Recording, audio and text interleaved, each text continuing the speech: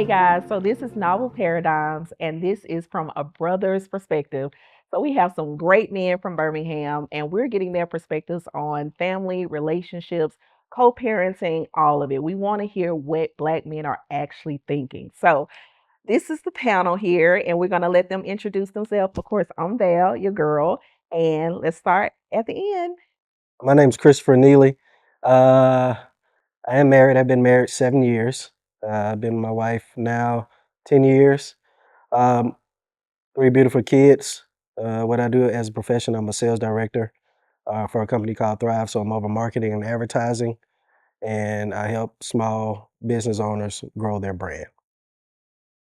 All right, I'm Courtney Fowles. I have two kids, two wonderful daughters. Val is actually parent to one of my daughters. I'm a realtor, also a contractor down at the Treasury. Um, Other than that, I am not married, and yeah, I'm just happy to be here, answer some questions, see what I can do. Okay, I guess I'm next. My name is Tori Wallace. I have two daughters, just like him. I'm a postmaster for the United States Postal Service. I started working for them apparently when I was in grad school, and I've been with them for almost 20 years now. And right now, I'm not married, and I'm enjoying life. Well, my name is John Moton, recently single. I have one daughter, and I am a business sales executive with AT&T. Awesome. So I like how J-Mo started with that he's single. Mhm. Okay. Recently single. He's trying to let us know that he's single. So I wanted to let the statuses be known because these are really great professional, attractive men, but one is married. So let's just make sure you're not contacting a married man. The rest are actually single, right? Did y'all say single? Are we saying single Right. or married, or are we saying In a relationship? Are we pending? Committed Oh, we're relationship? saying we're pending. Yeah, yeah, currently we pending, saying right. pending? Okay. Yeah. We got a panel I mean, vote. I'm divorced, so So that's question mark, but one is married, so we're not gonna go there. So again, fellas, we this is just authentic conversation, no script. So tell me, Chris, as being a married man to a Black woman, how did you almost choose a white woman? Well, first of all, I love Black women. I did not almost choose a white woman. I had all thoughts in my head that if I wasn't going to be with a Black woman or if a Black woman was too complicated, then I would try to step out of my race. Um, but I chose a Black woman because Black women are beautiful. Um, and like I said, I've been married to my wife for 7 years now, and it's still going and it's great. So what was that when we had our conversation, Chris? Some of the things that you said that you noticed in behaviors that were a little bit different with Black women. Uh, I would probably say Black women are a lot more combative than other races. They like to argue, they like to go back and forth, this and that. Um, Black women have a problem with acknowledging the head of the household or their husband or as being the leader of the family um, versus, I would say, other races, they know who their leader is, they know who their husband is, and they kind of follow suit. It's like the husband is the president and the wife is the vice president. Um, with ours is in our races, we're trying to be president and president, and that's where a lot of issues happen in Black marriages or just Black relationships. Now, I can actually agree with you being more combative. When you say more combative, are you saying that they go toe to toe with you or they don't accept what you're saying? They will try to go toe to toe. They will accept it. They don't want to accept it, and you can see it like all over their face or their actions. Um, you can just say something simple like, the car will ride better if you go 60 miles per hour. And they will say, okay, whatever, I'm going to go 85 miles per hour. It's something as simple as like that. It's whatever. I feel like whatever the man says is a comeback to it. Like I have to challenge that. As if we are trying to control or demean or demand. I guess that's how I see a lot of black women. They feel like if a man says something, we're trying to control or demand something. So being married, how have you overcome some of those challenges? I would just probably just kind of change my approach up. I would say, well, babe, I really didn't mean it this way.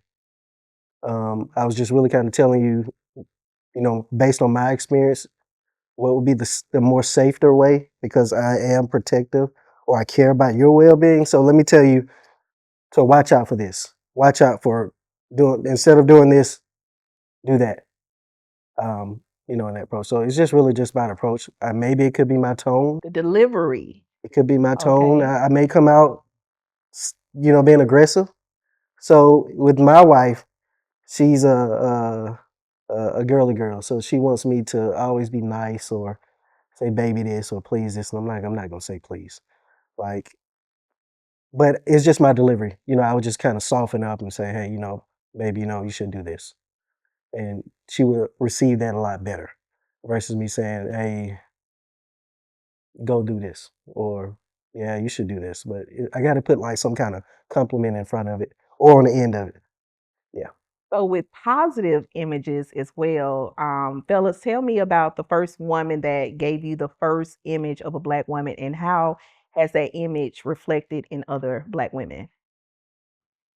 I know for me, it was my mom. It's no doubt. She is the example, and that's for both good, bad, whatever it may be, because she was the bar.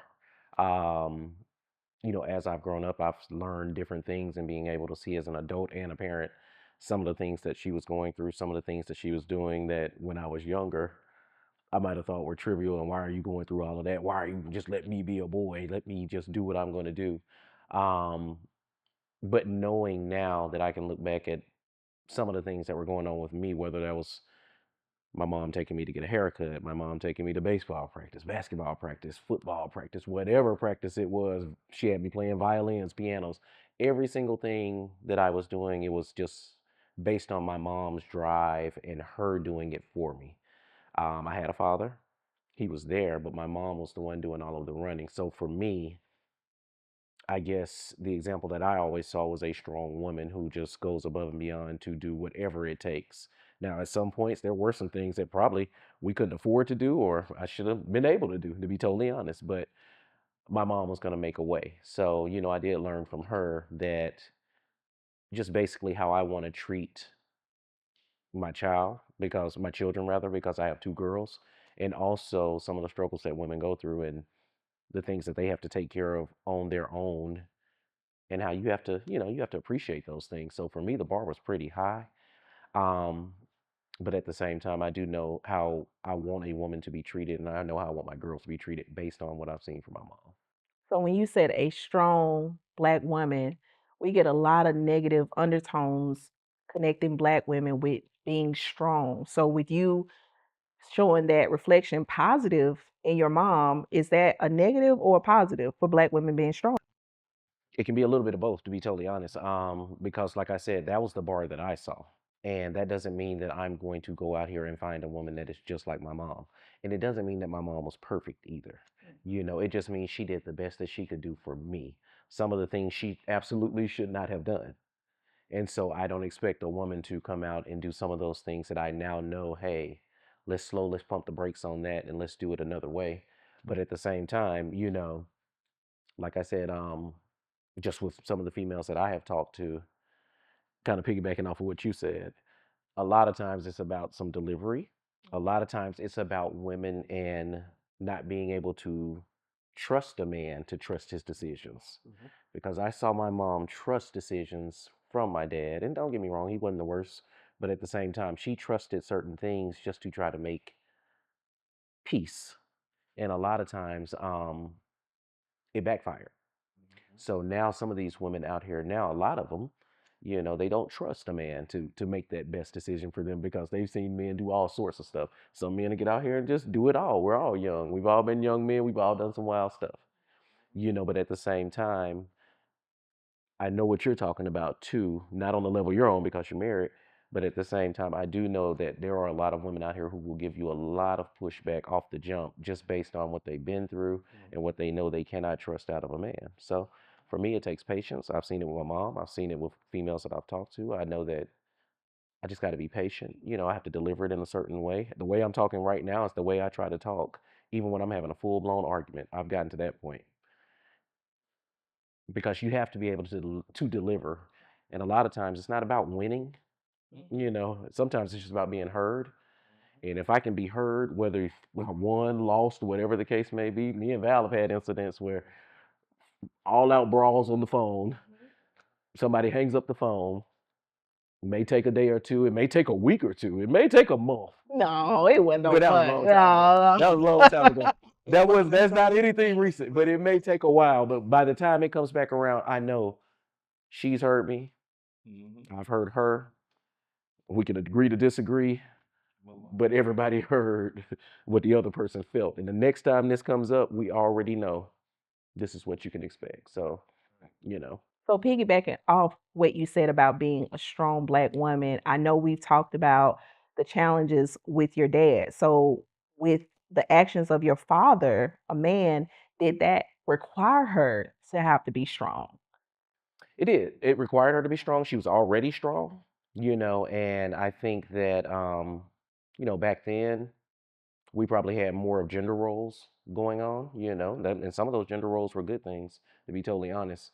Because as of now, sometimes we have gender roles that have just gotten kind of meshed up. And I'm not saying man does this, woman does that, but there are certain things and certain dynamics that happen where a man needs to be in this place and a woman needs to be in that place.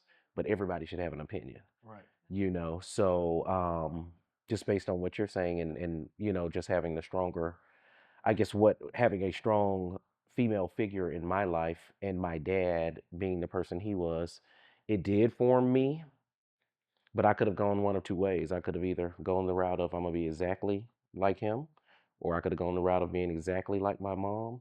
But I was able to come out of it as, I'm not gonna do certain things that way, but I'm not gonna do certain things this way either. But at the same time, a mesh of it. But you have to sit back and see those things. You don't even know those things are in you until the situation presents itself. And the situation we're probably talking about is children.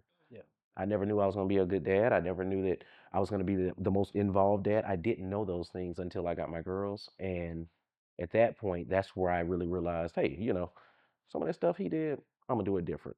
Some of that stuff my mom did, I'm going to do it exactly the same. So a little bit of each. It just takes some, I don't know, maturity and growing and being able to look back at those things and decipher for yourself. But a lot of people throw in the towel and they just say, hey, I'm just going to go do it the easiest way possible. It's not easy. It's not easy. Now, Tori, with your challenge, you didn't have your mom. So tell us a little bit about how that happened and how did you kind of pivot to being able to be the father that you are without seeing the reflection of your mom and your dad? Well, like you said before, my approach to everything was a little bit different. I lost my mom. My mom had me really young, and I lost her at the age of 4, and she had me at 15. So being that my father was young himself, trying to be a father and you're still basically a kid yourself is already set up for challenges. And then, he lost his father when he was kind of fairly young. So basically, my views and how my perspective on how I try to do parenting, I really didn't even have a blueprint to go off of. Basically, it was just like it was like winging it.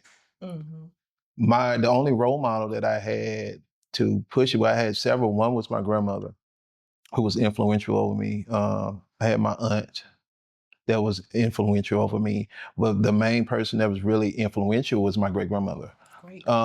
She was pretty much the focal point on building character because she used to talk about, hey, I prayed over you before you were born. Don't fall for, you either go become who you are meant to be or you could become what other people think. And so a lot of times when I would make my decisions on how I would do my kids, because like you, I have two daughters, a 24-year-old and a 15-year-old. And my approach to it, I never approach parenting from a perspective of trying to be a friend. My job is to be a parent, not to be their friend. There's going to be decisions that I make that they may not like those decisions, and that's okay. That's okay. My job as a parent is to prepare them for what's out in this world, because we have to understand the world is always evolving. It's not what it was even when all of us grew up. It's a little bit more dangerous. It's a little bit more rigid. There's not any give and take as much as here. If you make a mistake, it could be monumental. Um, I remember when I first had my first child, I was so afraid, because one of the things I tried my best not to do is to be just like everyone else. And because as effect as being a parent, we, and especially when you're a man, we don't get the do-overs all the time. You know, if we make a mistake, we're held accountable for that. No one's gonna sit up here and say, oh, you messed up, and pat you on the back, you can do it better. No, we have to go in and do it. And sometimes it's not gonna always fall the way we want to fall. But I do believe in sticking to it. Hanging in there, not giving up. Because I think so many of us, especially Black men, we give up on ourselves so much because we're receiving so much negativity from everyone else. And it's not a safe place for us to come where, like us, when we're sitting down and we're able to talk to each other as Black men, and we're like, hey, you did a good job, man. Hey, we appreciate. We don't hear that all the time. Right. So we hear more of the negative side than when we do the positive side. So it's always a refreshing thing when we can sit amongst other men and be able to have those conversations, and we see, hey, all of us had our struggles, but we got to the other side. So, I enjoy being a parent. I love my children. I didn't plan on being a parent growing up, looking at the circumstance of me not having parents myself. But when at the end of the day, it is probably the most fulfilling thing that I've ever had. Love it, love it. Now, JMO, for the most part, the guys shared with me that they didn't really have a positive influence of their father in their life, but you did. So, how did that shape you, and what do you see the positive effects of having a Black father in the home? Well, one of the things that I can say was that the main thing that I learned from having a father in the home and being able to see examples every day was I was able to see my dad put my mother in a position so that she could be the best mother to us. And then sometimes that required that he would take a loss, or he may not, get whatever he felt that he should get in that moment. Also, one of the examples that my dad showed me, and this is from knee high, he showed us how to understand when someone is saying something to you, and although they may not 100% agree with it, that you should understand the place that they're coming from, and that is a place of love. And So he taught you to be more right, logical and right, okay. and I'm able to do that right now, even with my daughter. And that's one of the things that I love that my dad brought to the table, because um, some males don't have that. And I feel that most of the time when there are disagreements, it's because a man and a woman can't see past the words that were said, or can't see past the meaning behind the words. And I think that my dad, once again from a knee high, he showed us that although someone could say something, that doesn't necessarily mean that that's their intentions. And you have to trust their intentions, and that if you don't agree with it, you don't have to have a verbal altercation. You can just sit down, talk about it, and move on. Right. Now, again, Black men have this kind of shadow of you guys with children, with the label baby daddy, or Black men don't take care of their children, when statistically Black men are actually rated and ranked as the most active with their children. So, where did this narrative come from that Black men are deadbeat fathers when you all have been ranked as the most active among all races of men? I think it's a narrative that has been pushed through music, social media, and anything that is viewed by audience. It's just like even if we look at social media right now, you got to look at we can go to any place on social media just about, and they're going to illustrate or push the narrative. Oh, I got this deadbeat dad. He's not doing anything. He doesn't care about his kid. He's not taking care of his responsibility. They will literally bypass those pictures showing black men doing positive things with their kids or showing up, those fathers being shown up. And so what it does, it pushes that narrative about us, is almost like a stereotype. And it's been pushed through movies, through everything, and other races have started to buy into it. Right. To a point where our own culture is slowly starting to buy into it. I have plenty of friends and plenty of guys that I know that I'm friends with and I'm cool with that are great fathers, that take care of their kids, that are there at all the events, that are very supportive. And yet and still, when you go to those media outlets, you listen to music, you go to anything that is seen by the masses, you're not going to see that. They don't even push those statistical numbers, like you were just saying, to show that we are actually being active. What they will push is the negativity side of it, of not being a parent. And I'm not saying that every father that's a father is active. I'm not saying it. There are some out there. But when you start to look at those statistical numbers, like you were saying, the numbers are actually higher for those men who are actually in their children's lives, who want to be in their lives, who want to do the right thing, than it is those who are not involved. Love it. Now we know we pretty much were either 70s or 80s babies, right? There was a song that came out called I Hate My Baby Mama, I Hate My Baby Daddy. Now we know the propaganda, but we also have to take accountability. So there obviously is a problem in our co-parenting relationships. The thing that I hear or I saw on a post once is black men will leave you after you have the baby. So what is it in the relationship where the link breaks after the baby comes? Where now we can't be together, but you my baby mama, I'm your baby daddy. Chris. I really haven't heard that part, but You didn't hear the song I hate my baby mama? I hate my baby dad. I don't know. I probably Wait, so am I the only one that know that song? haven't heard that. I've heard baby mama songs. Yeah, I Chris, don't you know. have never heard that song I can't before? remember it. I don't know.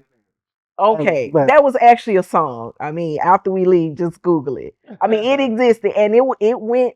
You might be talking about "It's My Baby Mama" Oh it's my Project Pat. baby. Well, no, no, no, not Project Pat. no, Not no, Project. that Not was a that one. song. Not that I one. Yeah. hate my baby mama, and then she replied, "I hate my baby daddy." We'll have to listen. Okay. I remember that. Wait, I I don't know. know. Wait. I'm with you on that. Okay.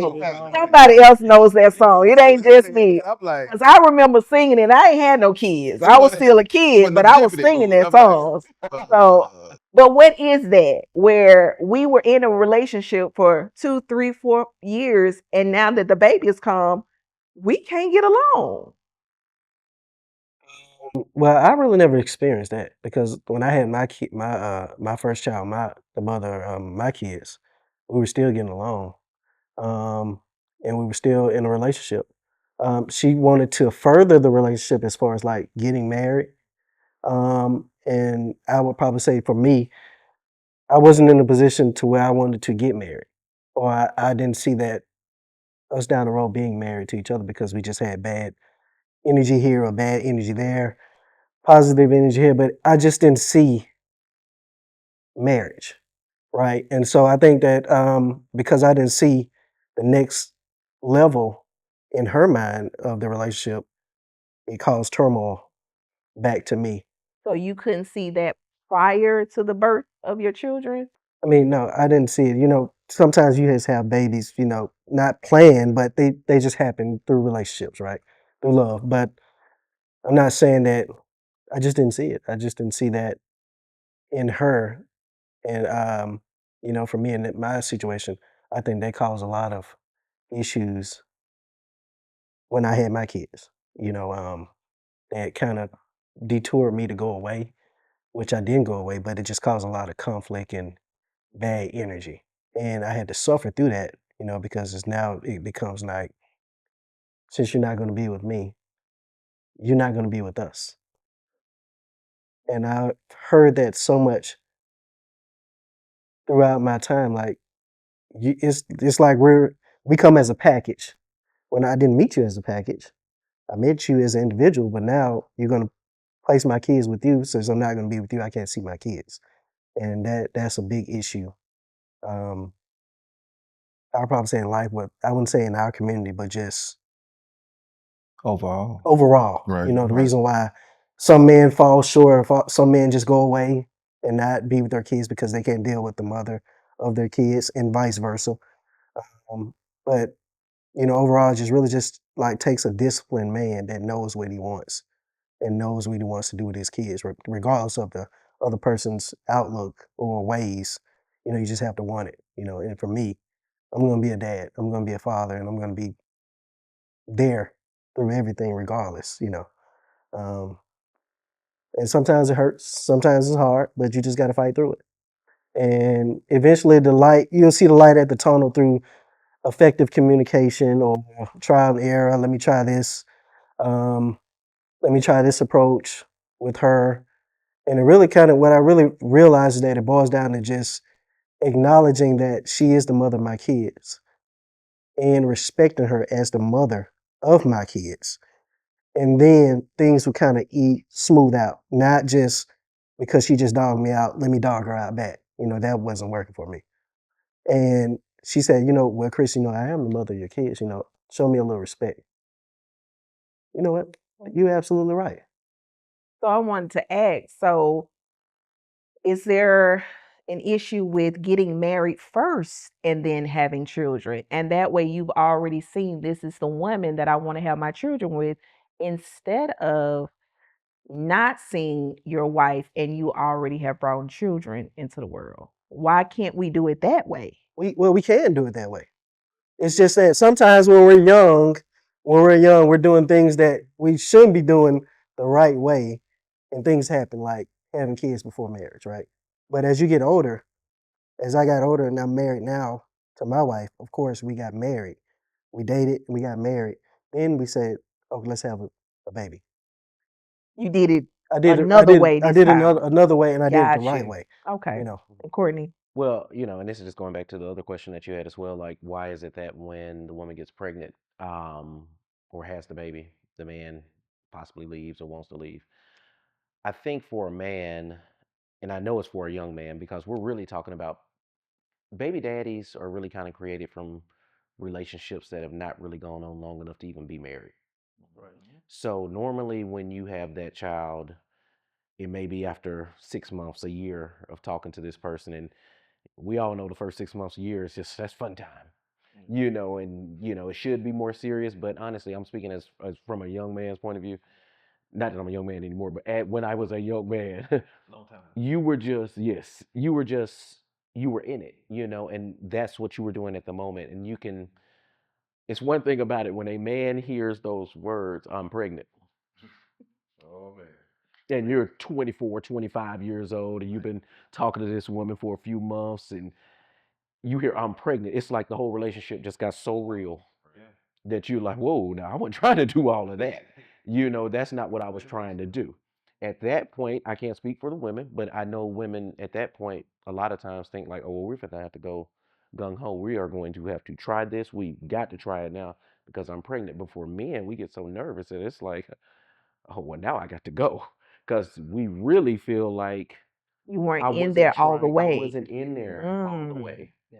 And that creates a baby daddy situation. That creates a falseness to her where she has the right to be upset.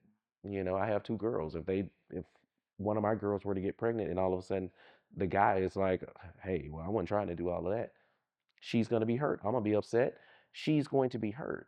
But the only way to get past that is kind of like, what a lot of us were saying, when it comes down to it, you've just got to dial in And you're just gonna have to fight that battle, and you're gonna have to fight that battle the right way. And by that I mean you're gonna have to stay involved with your child. You're gonna have to do regardless. You're gonna have to put up with her mom, actually, in my case, her mom actually getting into her feelings sometimes. You're gonna have to do what you said as well. You're gonna have to respect her as the mother of your children, because your child only has one mother. Right. Whether you like her, you don't like her, that is her mom. And for me, it is all about making sure that you're getting what you need when you're at your mom's place, and you're getting what you need from me as well. It's not a battle of who do you love the most, and it's not a thing of if we were married, would it have worked better? We don't know that. You know. Now, what you're saying when it comes to marriage, obviously, if you marry someone, then you said you love them, you want to spend the rest of your life with them. It doesn't always work out that way. I'm not saying that either way is the better way. It is the safer way to do it if you're married, because if you're married, you've already committed yourself to this woman. So you definitely have a much better chance of having a two-parent household if you have your child after marriage. But the bottom line to it is there are a lot of children out here who are born outside of wedlock, and it can work if you put the effort in. If you put it in and you fight for yours. But you have to put it in and you have to fight for it. You have to, like I said, you have to just want to be heard. But sometimes the final line or the final say is the mama's. Yeah. You know It is. And that's just something Always. too. You just have to take the high road. You have to Once take you it. learn to take the high Yes. road, and it's really And pick understand your that it's really battles. about her. Yes. If she's happy to be happy for the kids, her mental space, Then it'll come back yeah. to you. And to reiterate, basically off of what both of them said, this is the thing.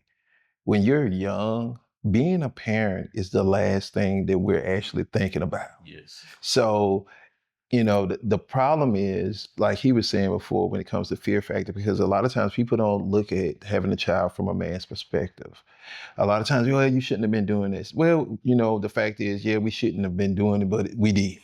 Mm-hmm. So this is the thing. When a woman come up there and she'll say, hey, I'm pregnant, you got to remember all of that responsibility lands on that young man's shoulder. And sometimes you got to look at it from a thing. They're not ready for that. It doesn't make it right what happened, but you have to factor in that you're basically taking a person who's still trying to mature and still trying to find themselves in life and find their own path. And you're saying, okay, I'm pregnant, because he don't get to pick and choose. If we go sit up and have this, hey, it's hey, I'm pregnant by you. It's your child. Guess what? Now here I am. I'm an immature guy, basically still mentally a kid, and I'm responsible for another being on this planet, and I'm gonna have to step up. And if you come from some of our background, we didn't have that role model to go by, so it's a huge deal for me. Even when I had my oldest daughter, we were married, and even me being married, and we basically planned our child. I still was scared because it's that internal clock for a man. A woman can get out there, she'll make mistakes, she's gonna get help. Somebody from the family is gonna step up, and your aunties and stuff. We the bottom line. So the men don't get We as don't much get that. help as No. okay. If I I see that. fall on my back, I have to get back up. I Right. don't get the luxury of, I can't even wait for somebody to reach down and pick me back up. I literally will have to stand up, dust myself off, and trudge forward, because that is what it means to be a man, is to stand back up every time you get knocked down. Right. And a lot of people don't look at it like that, because they're like, sometimes as parents and stuff and as fathers, we're taken for granted. We don't, hey, not thank you, Dad, and making sure these bills got paid, and thank you, Dad, for being at every sports event. We don't get the accolades, but most of us, we don't ask for them either. Because men, we do stuff based on duty. Right. It's our duty to be a father. It's our duty to be that person and be there for those kids. The obligation, we already know internally, once we've made that mind up, this is my child and I want to be there for it, I'm going to do it. I think the issue falls into play that you have men out there who are getting so much resistance by some women. And it's not based on the child, it's based on their emotional feelings toward the father Right. and not the child. Right. And I think that's where the narrative plays itself out in a negative way, and it begins to become toxic, not because I got a child with this woman and we're supposed to be focusing on her. Instead of us focusing on the child, she's focusing on the man. And okay, if you can't, like he said, if you can't be with us, and you said it's a package deal, if you can't be with us, then you can't see your child. I've seen it before myself. I've had it happen to me. That, hey, if you can't do this, then you can't see your child.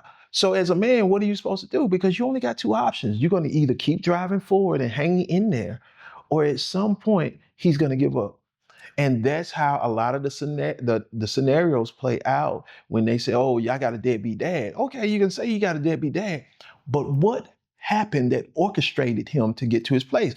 It's not always the same. Some men don't want to be a father and walk away, period. Right. We get that. But there are a lot of fathers out there that wanted to be there, but wasn't allowed to be there. And then people, oh, you can go to court. It's easier said than done when the system is set up against you anyway. Oh yeah. That's or you mentioned a word that I use a lot called systems. And the narrative that we are now at over 70% of our kids are being raised in single mother homes, over 70%, which we have the highest percentage of our children not having a father in the home. So those systems that been in play came back prior to welfare, where we had over 81% of our children being raised together. Now, this was during slavery, this was during Jim Crow, this was during Reconstruction, but there was something that happened called welfare. And welfare was a system that said, we will help you women if you get the man out of the house.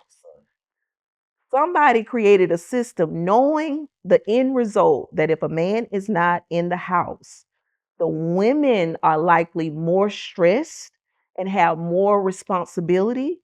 So now the children kind of are out there. I actually saw a video, a reel. I think I sent it to you, Courtney and Tori, where the scientist was feeding a rabbit, and rabbits are real protective. The mother rabbit over the her cubs, or whatever they call them, what they call them, the baby rabbits. Okay, they were feeding the female rabbit a carrot, and somebody was taking her little rabbits out. She would have been all over that hand if she wasn't distracted. So these systems that have been in place for me, seeing some of our children who don't have a father in the home, I say this is where thugism came from. Because thugism is almost like female emotions with testosterone. It becomes dangerous. Nick, get your hand off my irrational. Right. So my point is these systems, is it the black women that have been caught in this system that were unaware that they were feeding us? And then the man is gone and now we're caught in a trap. Is that where we're so frustrated because we didn't know what was happening and it happened and now we stuck? What do you say about those systems? Well, I mean, I totally agree. I think that once, and I don't want to say that this applies to all females, but if the system replaces a need and that man is no longer needed or can provide for that particular need, then the second mind of a woman who's not really wanting that person to be there, she's going to say, what I need you for? Why are you around? And it's weird that you bring that up because I actually have a situation that was similar to that. Um, not to go in it a little too far, but I had my first my only child at 35. So I was already financially stable, multiple houses, multiple cars, doing whatever. However, the mother of my child was not. She was in prior relationships, multiple kids by multiple men. that couldn't provide for her. So she was already in the mindset of, okay, you're going to do this, you're going to do that. If you can't do it, then what I need you for? And of course, comes to me, first go around, I'm not really experienced with any children. Even to this point right now, if I was to change a diaper, I still have to look at it, because I just didn't know how to do it. But my child never went without. And even to the point where she would say, "Hey, I was not expecting you to be this type of person," because my prior relationships, my previous baby dad, he's not even around. Don't want to have anything to do with whatever. So when it comes to me, once again, financially stable, I do whatever, go whatever. The guy that's riding around town, muscle car, without a care in the world, I ended up having a child by this woman, and I love the child because it's a reflection of myself. So I wanted to make sure that she has anything that she needs, and even to the point where if we walk in the store and she say, "Hey, Dad, I want that," I'm like, "Okay, I'm not going to get you just that. We're going to get that. We're going to get the whole collection." So when you get home, you don't have to worry about whatever you want. And then her mother would come to me and say, "Hey, you're making a monster out of her." Like, what do you mean? Because now she's going to expect this all the time. And it was because her mother was not able to give those same things. So she would say, "Okay, you're going to make a choice. Pick which one and the rest of them we're taking back." I'm like, "Okay, cool." Because at that time I went along with it because I was trying to make a relationship with this person, not knowing that she was carrying over some emotional issues from previous folks. But as soon as she ended up getting fired from a job, and I don't want to go into too much detail, but she had to take up some assistance. And as soon as the assistants come around, lo and behold, she doesn't need me anymore, which is totally fine because I never needed you in the beginning, and I was only there because of my daughter. But those systems that are in place, I think they were put there purposely to help promote the narrative that we're not in the homes, and that we don't have the ability to take care of our kids, and that once again, if you can break down the Black household, then you pretty much can Control everything else. right, and that's the way that I see it. And once again, it's nothing against any of the women that may be going through something similar. But you cannot deny that when you add in a system like government assistance, whether it's food stamps, child support, welfare, whatever, that there is no longer a significant need for a man to be present in home and provide.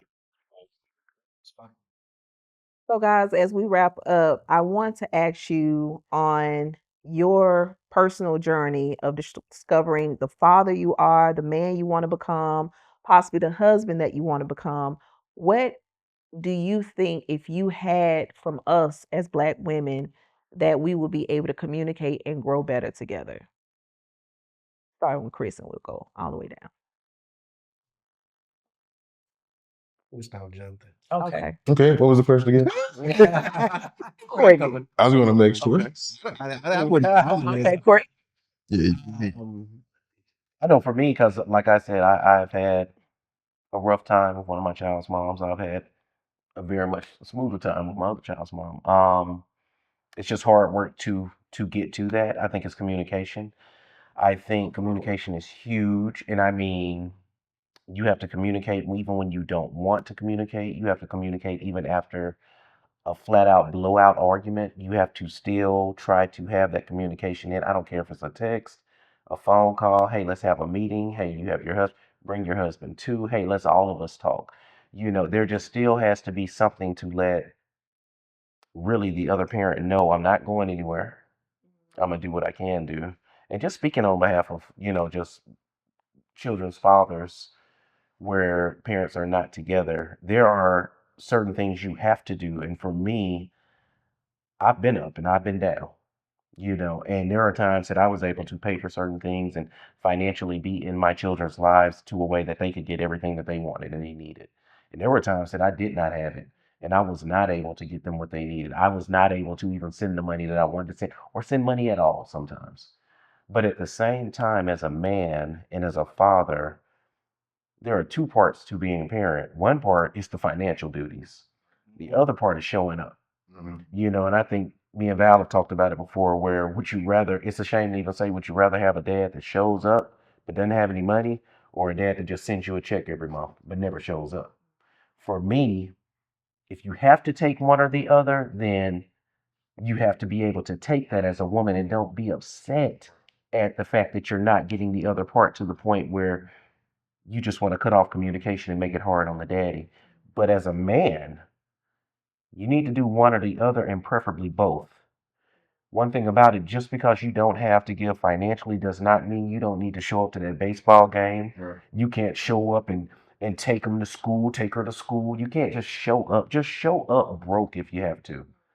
But at the same time, don't run away and don't let a child's mom make you feel some type of way just because you can't give them what she wants you to give them. Just keep on going. That's all I say is communicate, do the best you can. Don't ever stop doing both because you can't do one or the other. Just do what you can and do it to the best of your ability. Okay. Um, Pretty much all of us have hit on a lot of the key points that I was going to actually say. But one of the things that something that we had talked about, all was in there talking about earlier, is being a parent and being able to co-parent is understanding that we are on a level of maturity that's a key point, mature. Because once you become a parent, you a lot of times we have to remember all that childish stuff because as a parent we have to sacrifice. It's no longer about us, our dreams, our ideas and things we want to do. It's about the child. And also as men, it was something that you were talking about, and you said sometimes it's our delivery. And being mature as a man is understanding, even when it comes to myself, that even though as a man, I think from a logical standpoint, I understand women think for a more emotional standpoint. Me as a man, I have to understand and take accountability on my own of what I'm saying or my delivery. Because I have this concept and ideology that a lot of times when I'm talking to somebody and I'm explaining something, are you listening to understand or are you listening to respond? Because if you're listening to respond, that means you're not taking in hardly any of the things that I'm telling you that may be helpful in constructing a good relationship with me and that individual. Because you're just picking up the negativity or whatever I said that you deem as negative, and you're just going to respond off of it. And instead of listening to what I'm saying and then discerning everything that I had to say and taking it in, and then it gives you the broader picture of everything that we're trying to do or the things that we're dealing with. So I think that, like, reiterating what he's saying, we can't give up as parents. There have been times where, especially early on, you know, I've seen people that wanted to give up, but as a man, I tell that man just keep pushing, because at the end of the day, it'll work itself out. You pray, you push, you keep moving. At some point, even if the relationship is so strained between you and the mom, that child is going to see it. And at some point, that child is going to be, hey, but dad was there. And that's the relationship that you have to focus on. If you and the mom are not together, is focus on the relationship that you're going to have with your child, because that's the relationship you have to nurture. So I want to say that these conversations are based on how we as a people can come back together. Um, the warfare that's been targeted to us has been political, it's been spiritual, it's been financial. It has affected us all the way around. And the thing that we don't know is that every revolution that we've ever had has been with the Black family. We've never had a revolution without Black men, Black women, and Black children working together. And whenever we came together, we dominated. So, this domino effect of us not coming together is political, spiritual, economical warfare. And we have to understand we're not each other enemy. That's what this conversation is about. How can we talk together because we're on the same team, raising this future leader, future everything? We have to get together. There's no other alternatives. We have to get it together. So I want to say that every revolution starts at the family level. So if you have a mother, a father, a child, that is your family unit and that is your kingdom. So protect your kingdom, fight for your kingdom at all costs, but you got to do it together. There's no way to win with one. You got to do it with all of us. So this is Novel Paradigms. We love you. Hashtag bring back the Black family. All right. Thank you guys.